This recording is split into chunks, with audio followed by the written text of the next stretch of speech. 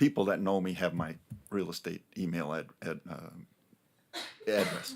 So if they have an issue that's in front of the county, they will send it to my email address. Hey, da, this is my feeling. Well, what I do is then, to make it simple, I just forward that to my Right. county email address, so it's in there. Right, I've done that too. So I think, And I do that now, but before there was, open records coming in 3 or 4 a week, I didn't pay any attention to it. But in the last 4 years or so, or maybe more, all of a sudden, open records, and I'm not naming names, but a lot of those requests were coming from 1 or 2 different people. And But you said you would have to be subpoenaed to hand. Well, so if you Those have a over if policy you in delete place, it. right, with the text messages, I can say, our policy is that we hold text messages for 90 days. Here's what I can provide you. I've asked for that. If it's beyond that time, Stark County does not require individuals to retain their personal text messages, emails, things of that nature. That's how, it's a safety net as far as I'm concerned, for the county. And if it would help to clear, I mean, we could absolutely, in my opinion, add personal email in here if you just wanted to say personal email related to Stark County business, like I did under text messaging. So Yes, I would that like would be more comfortable. I would like the word work definitely out of there. Okay. Oh, I think that was just on the text messaging line. And I meant that in regards to like if you were doing, yeah. Okay, we have a motion on the table to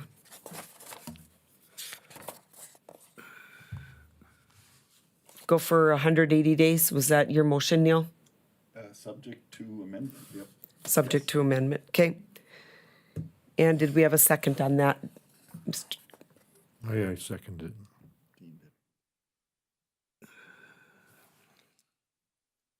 Okay, Mr., or Commissioner Messer, Aye. Commissioner Franchek, Aye. Commissioner Marsh, Nay. Commissioner Zander, Nay. chair votes nay. And can I make a follow-up motion to Yes. table this for more information for individual commissioners to counsel with our state's attorney in regards to this information? And that it be brought up at our April meeting, on the agenda for April. I think there should be a committee formed. And so we can look into this. The IT committee that presented this. Yes, This is coming from the IT committee. yes. I understand, but I think that a lot of the questions I have and Amanda's Well, that's fine. done a good job, and so I'm just saying, I need to I have counsel a no little. problem with that. Okay, thank you. Okay, This isn't a reflection, my issue is not a reflection to the committee. No. no. And I just meant a committee just to look at the public records. I mean, I'm on the IT committee too. It's not about the IT. Well, part of it. I mean, I didn't mean it like that. I'm just fulfilling a Well, I didn't either. I request just from we our already have a legal committee. advisor, Yep. so I don't take any offense. Okay, I'm fine. okay. I think we have enough information here to make a decision, but that's fine if individuals are not comfortable with that, whatever. So, Okay. Well, if you do make changes and I need to make changes to the policy, just have Amanda can relay it to me or whatever the case. Okay? Thank you. Oh, do you want to talk about just the contract that we got from Consolidated? Yes. While we're on this Yes. policy. Chair, Madam Chair, I have a motion from Ken to table this. Do you wanna withdraw that or? Well, there was no second, so it just goes away by itself. Okay. Thank you. What, do you want to, We would bring it back up whenever we, After you guys Yeah. have your discussions, I'll just put it back on the agenda or something. we have a motion from Ken to table it till next meeting. Let's just follow through. Is there a second? I'll second. All in favor? Aye. Aye. Okay, I'm going to do roll call. Commissioner Messer, Nay. Commissioner Franchek, No. Commissioner Marsh, Aye. Commissioner Zander. Aye. Chair votes aye. And then I'm sorry, I don't have the Consolidated's new contract in front of me, because it wasn't technically on the agenda, but it's related to this. We are at the end of our yearly contract with Consolidated, and they presented us a new contract at the last IT meeting. Most of the provisions, oh, thank you. Most of the provisions within the contract remain the same. There was some verbiage changes, but it did not really, change the scope of the contract. They did up their fee. We were at 90,000 a year. They upped it to 100,000. I proposed in the meeting, because that contract was off of our calendar year, so it didn't really fall within our budget. I asked if instead they could change the wording to where we would just, on the next payment that would be coming up, we would go up in cost to a monthly fee of, I believe it's $8,333.34. And that will just carry us until the end of December, and then they can be part of our regular budget discussions. So I felt like that would be easier on everyone.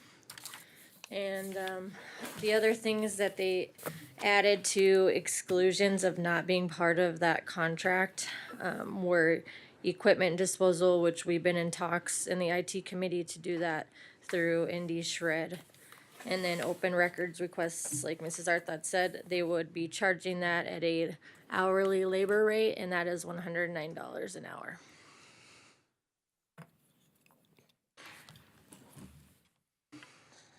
Is there anything you want to add from that?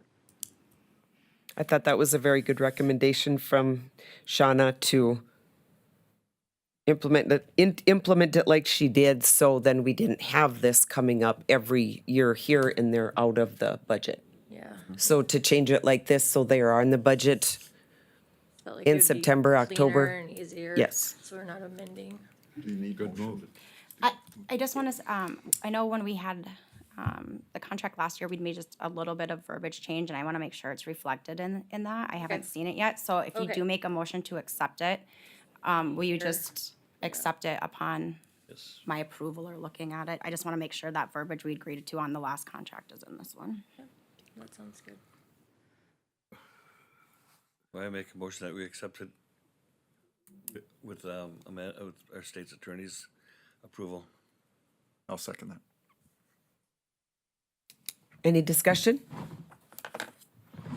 Commissioner Marsh, Aye. Commissioner Zander, Aye. Commissioner Franchek, Aye. Commissioner Messer. Aye. Chair votes aye. Motion carried. Thank you. Do I have a second on that one? Good, sorry. Thank you, everyone. And Thank can you you. email me that, and I'll look at it by then, Double okay? seconding everything today, so. County selling delinquent properties.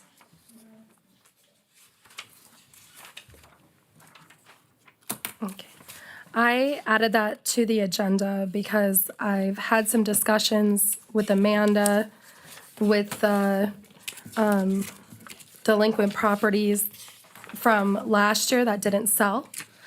And where I was at with that is I've had some phone calls about somebody wanting to make an offer on some of those properties that are for sale. And as it stands right now, I can't, if they wanted to come in and buy it from the county, they have to pay the minimum sales price offer. We can't accept like offers per se. Like if the minimum sales price is $52,000 and they came in, the delinquent taxes owed is the assessments and such. These are all City of Dickinson properties. The delinquent taxes owed are special assessments from the City of Dickinson that we don't have a right to waive. So with that being said, we couldn't in no way sell a property less than what the delinquent taxes are. But let's say somebody wanted to come in and offer $40,000 for a property, and our minimum sales price is set at 52. I can't entertain those offers, and the commission cannot entertain those offers because you guys set the minimum sales price at 52.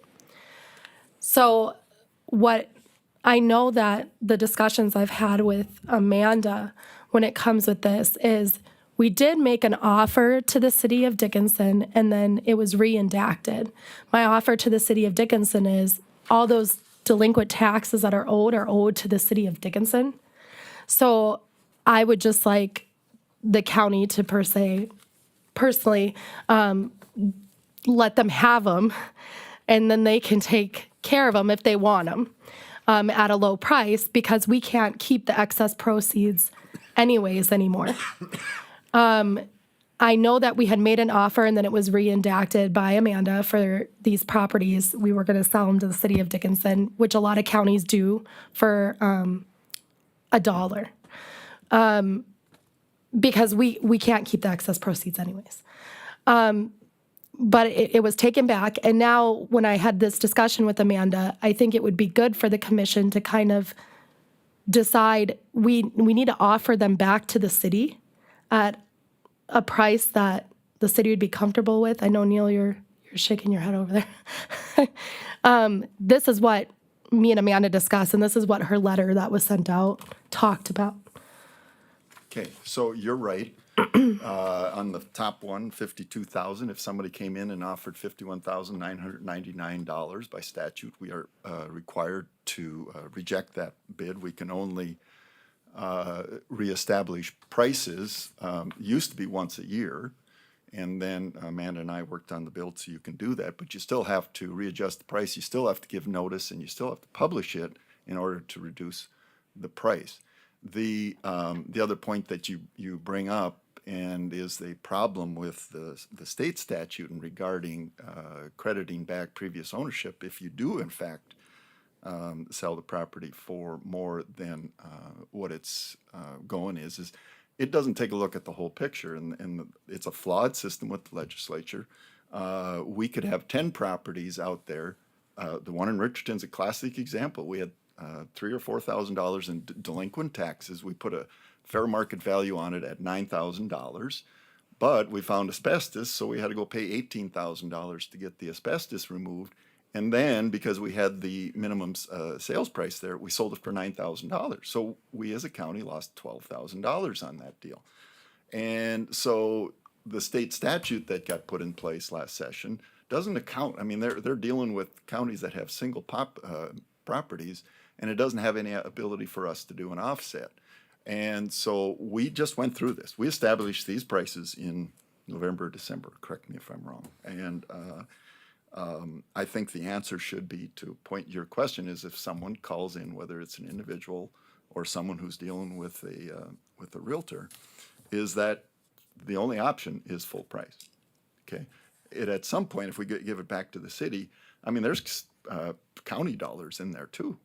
Because if you own a property in the city, you're not just paying city taxes, you're paying county taxes, park board, fire district, all these other kind of things.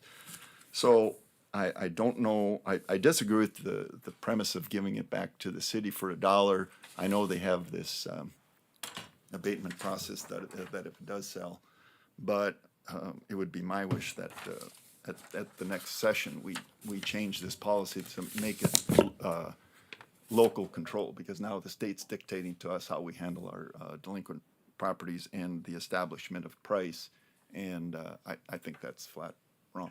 Now, when you said some of those county dollars, the previous properties that we were doing, they abated out any sort of, the only thing that wasn't abated out was we couldn't abate out the, we couldn't let go of the city of Dickens. I got tired of watching them. Made me even more crazy.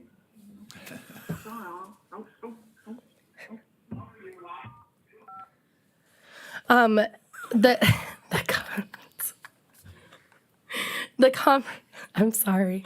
The conversation that I had, the previous state's attorney, Tom Henning, approved those taxes to be abated out. And so the only thing that was left for delinquent taxes that we couldn't excuse ourselves are the city specials. And that was done incorrectly. even on the Fisher lots here, because we didn't take ownership of those until October. Those ones might have maybe a year's worth of the, like maybe $1,000 of that is county tax. All the rest is City of Dickinson. Well, if I go pull the file, I know of the 33,000, I know how many dollars of those are specials, and we agreed at the November meeting we would sell this subject to the remaining specials, so that if a buyer came forward, he or she would have to assume those specials. I mean, I'm one of five. I'm just saying the policy that the state dictates to us to sell delinquent properties that we have gotten back via the tax deed is a flawed process, because they don't give us credit for the 9 out of 10 properties that we lose money on. So, that's my process. And I don't disagree with you, Neil, because you are absolutely right. And if we tear down a house, we are able to take that out of the above and beyond overage. I don't necessarily agree with the state's policy on this either, but Manda did send over, we do have to offer them to the city. Is that correct? If you want to sell them by, so it's the statute says property that is subject to a special assessment levy for improvements made by a city must be first offered for sale to the city. That's if you're going to try to sell them by a non-exclusive listing agent. If someone's just gonna come in with full price, then no, they can be, but. But they they're have to not- come in with full price. Right, yeah. So the city would be better, as the statute currently sounds, the city would be better off buying these from the county, and then they're able to keep the excess proceeds, right? The city is. The county just isn't. That's not totally clear, but yeah, you bring up a point. You sell it to the city for $50, and then they turn around and sell it for 52,000. They have to subtract out the specials or whatever, but the statute is vague in regarding that the cities may or may not have more rights in selling delinquent properties than the county does. That's my point. I want it to be clear, and that we should be able to conduct our business the way we want. That's where I'm at. So, I mean, it's 3 lots. It's not the end of the world. I just think it's bad state policy that's being dictated top down, and it doesn't allow us to do what we need to do to. It's a poor representation or a poor of the taxpayers of the county if we sit here and lose 3,000, 3,000, 3,000, and then we have an opportunity to kind of mellow these out or wash these out. And then all of a sudden, not only do we, if we do get more money, we got to give it back to the person who was delinquent. So that gives an incentive to people to go out and buy a bunch of property, become delinquent, because if on speculation, if the property goes up in value, guess what? You get your money back. It's not a good policy. And So am I under the impression, Neil, that you would rather sit on the properties as it is because of the statute that they have at the state than offer them back to Dickinson? well, Or, I mean, we set a value on them, and the values we set on the 52, the 56, or I don't have it open right now, are realistic values. There aren't very many good R2 lots in the city available. These happen to be 3 of them. I'm just telling you that. And so I would try to fix the process first, and then the lot that's up there right now, that's not even a buildable lot. There's one buyer for that lot in the whole city of Dickinson. That's the adjacent property owner, because that lot is too small to build on. And so the only person, it is one buyer. Well, you're really gonna get kind of dinged on that one, because there's only one person who can buy that property. So, anyway, I'm done talking. I'll get off my soapbox. So what do you want to do? I want to keep the policy we have right now. We said it in November. Let's ride the storm out. We have an opportunity to reassess or revalue these properties at any time we want, subject to the notifications and publication requirements. We could do it next month. My wish would be that we ride this out until the next legislative session. Make a motion. Well, we don't have to do anything. We're Take not no changing action. policy. No action. Okay. Sorry. It's okay. Tyler Tech Accountant Receivable Software. okay, the Tyler Tech accounts receivable software, so currently my office uses, we use Tyler Technologies for our accounting system. We use Infinite Visions and we use TaxWise. our Infinite Visions is what we use mainly for our accounting, and we have our accounts payable, our payroll, and everything in Infinite Visions. But we do not have the accounts receivable portion because when they were looking at it, they didn't want to pay for it, and they didn't think that it was easy enough to understand at the time. So currently, in my office, we have our regular accounting software, and then we also use Quicken and QuickBooks for the accounts receivable portion. And I would like to just have it all in to, me and my deputy auditor went down to Minot to look at their system because they also use Tyler Technologies and they have the accounts receivable portion in theirs. And it just makes sense to just have it all in one program and not have Quicken and QuickBooks along with our Infinite Visions that we use for payables. So I guess what I'm looking for with the commission is the software itself costs, the $3,906 is how much the software costs. And then we have for the implementation and project management, they are looking at $2,100. So once we pay the initial one-time fees, every year the accounts receivable portion will, and it'll make our reporting more accurate, will come to $1,050 after the initial price.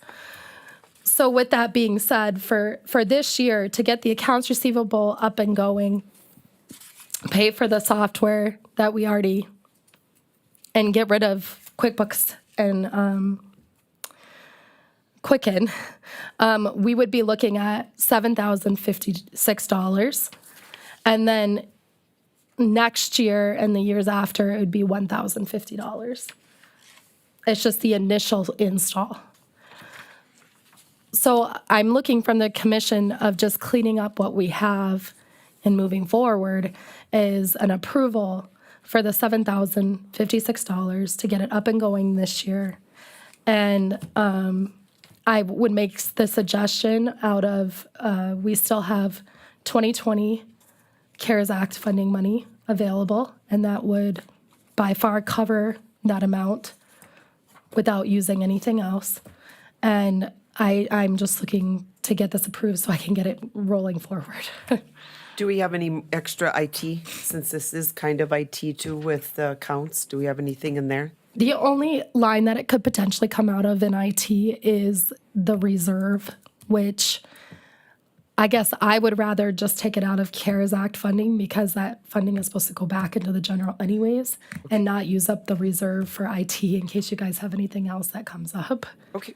So you're saying it qualifies for CARES? Well, CARES Act doesn't have any strings attached, and we still have some money available in there. This is an ARPA funding. Oh, okay, never mind. The ARPA funding is all the strings. I'll make a motion to approve the change as requested by the auditor's office on the accounts receivable discussion. Tyler Technologies. I'll second that. Does this include training for you guys? They will give us our manuals. I'm working with them on the training. It's kind of been a back and forth thing. But when they say implementation, that should be the training portion right there. So as far as I know, it does include. Would there be some cost savings then, redropping the Quicken in that? Is there? I was gonna ask you. Well, Quicken and QuickBooks isn't necessarily very expensive yearly for the county. It's a separate software that isn't integrated into Tyler Technologies. So when I run reports, you're using you're using all these different softwares, and Quicken and QuickBooks don't come into my reports that I run for basically any reports that we run out of Tyler Technologies, which is all the end of the year report, all the tracking, everything like that. It's just like a basic check register is what Quicken and QuickBooks is. That's all we use it for that and invoicing. So we use Quicken for balancing the bank statements, and then QuickBooks for sending out invoices. That was their solution for not having purchased the software when they originally did it. Okay, thanks. So this will all be combined into Tyler now. Yes.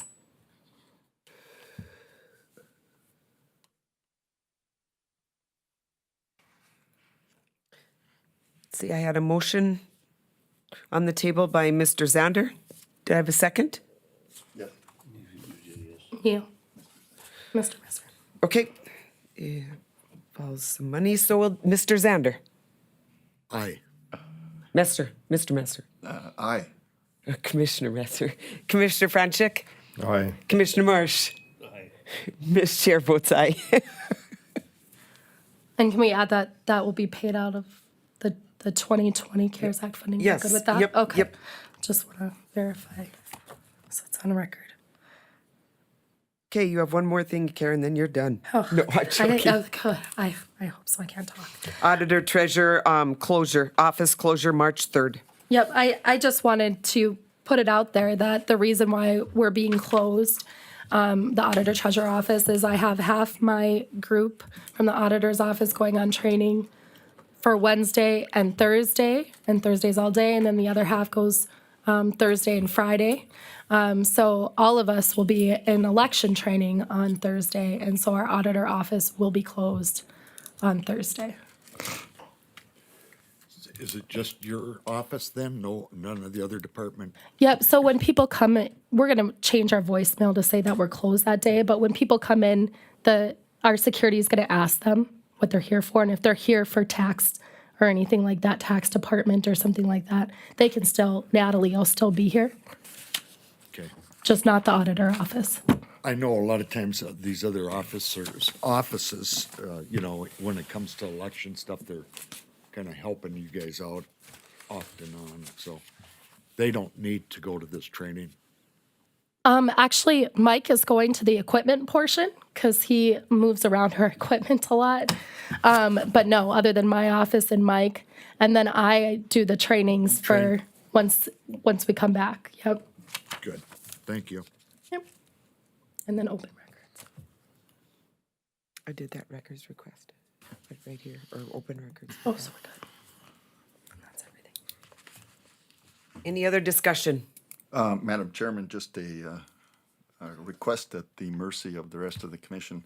On the May 3rd commission meeting, I will be out of town, Washington DC, and it's tough to do the call-in on that date, but if anybody would have any interest, I'd be back by that Thursday if we could do the meeting then. It's, again, if it's a conflict based on the previous schedule being set and adapted early in the year, if fine, but if not, it'd be much easier to be back on that Thursday. I'm good with it.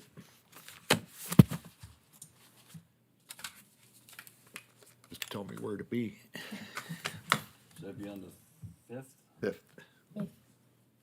Ms. Singlestead, when we make that motion at the beginning of the year, when all the meetings are gonna be, is that gonna matter with this? Or you can change it, you just have to give notice. Publish it correctly. So, Unless there's a better day that works. But I think we have to do it kind of towards the beginning for bills, right? Yeah. yeah, So, okay, so May 5th, Thursday, May 5th, same time, same place, please. 9 o'clock at the Commissioner's Room at the Stark County Courthouse. Thank you. You're welcome. Yep. So change it from May 2nd. Can I make the motion? May 3rd. So moved, we moved the May meeting from May 3 to May 5 for the monthly county commission meeting. I'll second. Approved and seconded. Roll call vote, Commissioner Messer. Aye. Commissioner Franchuk. Aye. Commissioner Marsh. Aye. Commissioner Zander. Aye. Chair votes aye. Motion carried. Thank you. Is there any more comments? If not, I would ask for adjournment. Motion to adjourn. Second. All in favor? Aye. Aye. Motion or meetings adjourned.